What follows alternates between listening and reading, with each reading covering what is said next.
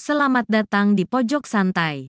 Sebelum Anda mendengarkan audiobook ini, kami menginformasikan bahwa channel ini adalah review audio dari buku yang ada di Indonesia. Untuk membaca keseluruhan buku ini, kami menyarankan membeli buku aslinya di toko buku kesayangan Anda, baik offline maupun online. Keberadaan channel ini dimaksudkan untuk membantu Anda mendapatkan pengetahuan dari buku-buku kesayangan Anda. Jangan lupa untuk subscribe, like, dan komen. Selamat datang di Pojok Santai, channel khusus yang membahas komik dan novel dengan cara asyik. Cawat Gila berhasil membuat Dewa Pedang berhadap-hadapan dengannya. Namun, tanpa disangka ada sosok lain yang berdiri di antara mereka. Siapakah sosok itu? Yuk, langsung aja cari tahu di video berikut ini.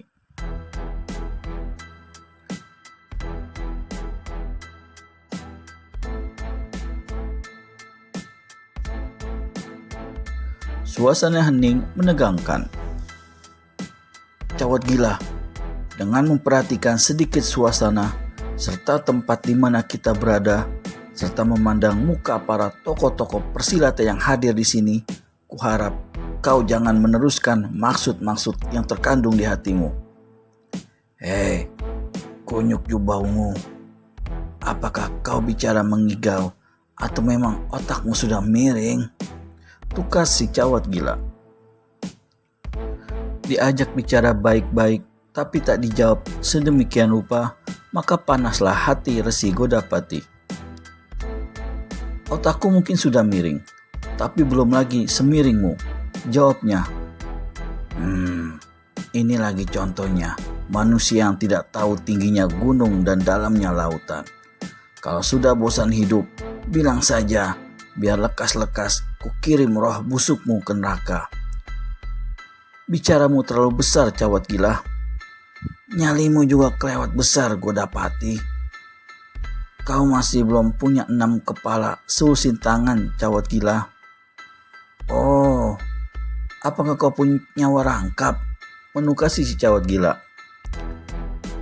Aku memang tak punya nyawa rangkap, tapi untuk menghadapimu sampai 1000 jurus pun akan kujalani. Bagus sekali, tapi biar ku tanya dulu, apakah dalam hal ini kau membela Dewa Pedang?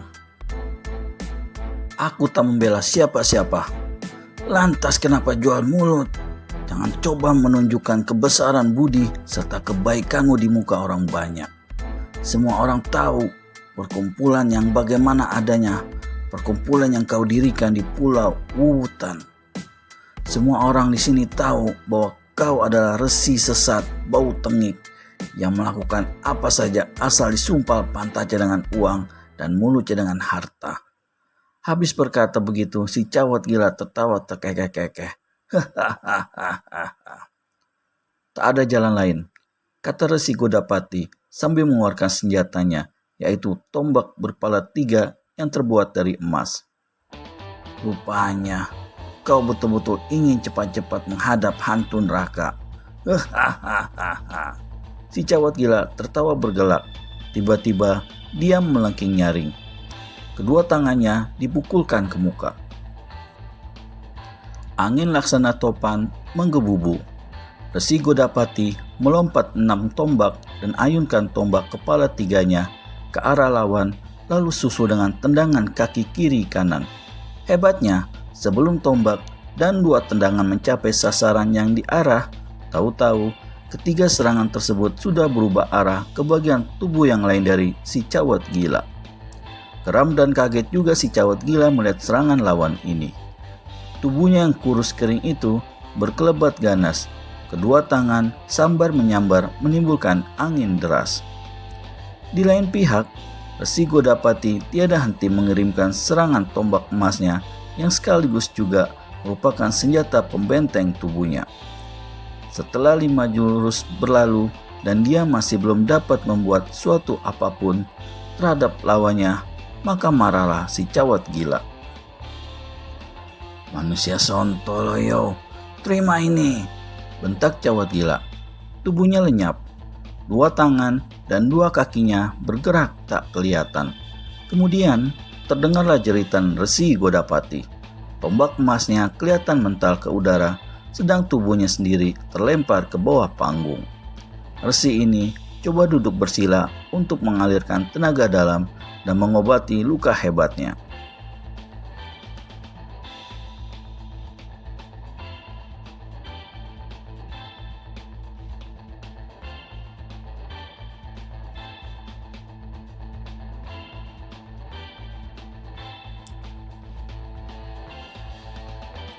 Namun tulang dadanya sudah hancur, iga-iganya telah patah. Hanya sesaat tubuhnya duduk bersila, sesudah itu Godapati rebah ke tanah tanpa nyawa. Semua yang hadir sama-sama terkatup mulutnya. Suasana hening di pekuburan.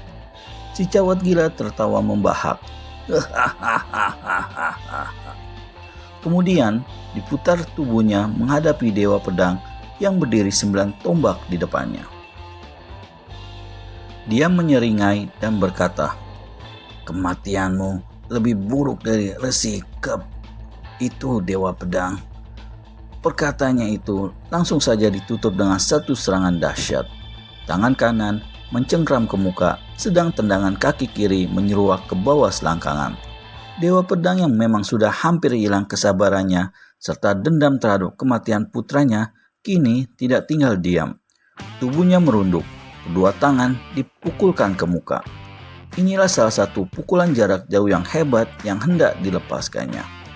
Ketika kedua tangan Dewa Pedang kelihatan bergerak ke muka, maka si cawat gila merasakan tubuhnya yang melesat di udara itu menerima tekanan yang hebat. Tubuhnya terhuyung-huyung dan serangannya buyar. Kaget sekali dia jadinya. Tak salah kalau adiknya si Kuku Iblis menemui ajal di tangan ketua Partai Telaga Wangi yang nyatanya memiliki ilmu pukulan tangan kosong demikian lihainya. Didahului dengan bentakan menggeledek, maka kelihatanlah tubuh si cawat gila menukik ke bawah laksana seorang perenang yang tengah menyelam, dan tahu-tahu kedua tinjunya sudah menjotos ke perut dan dada Dewa Pedang. Dewa Pedang dengan beringas sambuti tinju lawan dengan tinju pula. Puk, puk. Dua tinju yang mengandung tenaga dalam yang sangat tinggi sama-sama beradu dan mengeluarkan suara keras. Akibatnya juga hebat. Tubuh Dewa Pedang terbanting ke belakang.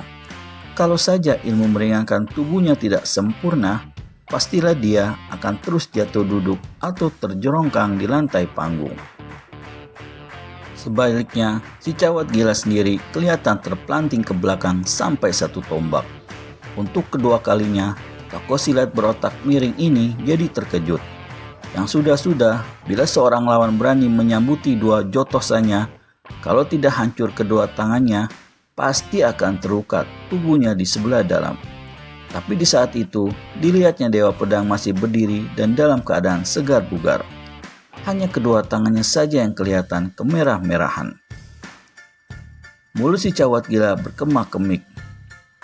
"Rupanya kau memang ada isi juga, ha?" ujarnya menyeringai bungas. Kedua tangannya saling digosok-gosok satu sama lain. Dan sesaat kemudian, kedua tangan itu terkepal membentuk tinju dan berwarna biru.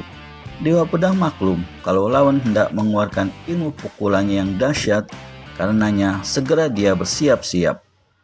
Para penonton keseluruhannya menahan nafas melihat pertempuran yang bukan main hebatnya ini. Cawat gila mengangkat kedua tangannya ke atas, sejajar dan sama tingginya dengan kepalanya yang bermuka cekung itu. Tampangnya kelihatan semakin angker. "Selama aku memiliki ilmu pukulan siluman biru, tak satu manusia pun yang sanggup menahannya. Telah 240 tokoh-tokoh silat yang mati di tanganku. Kau adalah korban yang ke-241, Dewa Pedang." Mendengar nama pukulannya bakal dilancarkan oleh lawannya, maka Dewa Pedang lipat gandakan tenaga dalamnya. Dan di saat itulah si cawat gila dengan suara tertawa melengking menyerbu ke muka. 2 larik sinar biru melesat dan menukik ke bawah ke arah kepala Dewa Pedang. Ketua Partai Telaga Wangi ini cepat berkelit dan balas mengirimkan sodokan siku ke arah tulang iga lawan. Namun dengan lipatkan lututnya, si cawat gila berhasil membuyarkan sodokan siku Dewa Pedang, sedang kedua tinjunya kiri dan kanan masih terus menerus deras ke batok kepala Dewa Pedang. Dewa Pedang ragu-ragu untuk menangkis pukulan lawan, karenanya dengan cepat membuang diri ke samping. Dua pukulan si cawat gila lewat menderu di sisinya. Brak! Brak! Lantai panggung yang terbuat dari papan tebal patah dan pecah kena dihantam angin pukulan siluman biru yang dilancarkan oleh si cawat gila. Semua orang meleletkan lidah. Dapatlah dibayangkan bagaimana hebatnya ilmu pukulan itu. Dewa Pedang sendiri terkejutnya bukan main. Dua tokoh silat yang duduk di antara jejeran para tamu saling berbisik. Naga-naganya, Ketua Partai Telaga Wangi tak bakal sanggup menghadapi lawannya sampai 20 jurus. Iya, suka dijajaki memang tingginya ilmu si cawat gila. Tapi Dewa Pedang sendiri agaknya belum mengeluarkan ilmu-ilmu simpanannya. Meski umur muda, tapi jangan terlalu memandang remeh si Dewa Pedang. Balas membisik tokoh silat lainnya. Pada saat itu, di atas panggung terjadi pertempuran sangat seru antara si cawat gila dengan Dewa Pedang. Sinar biru dan sinar putih bergulung-gulung. Agaknya Dewa Pedang pun sudah mengeluarkan ilmu pukulan yang diandalkannya.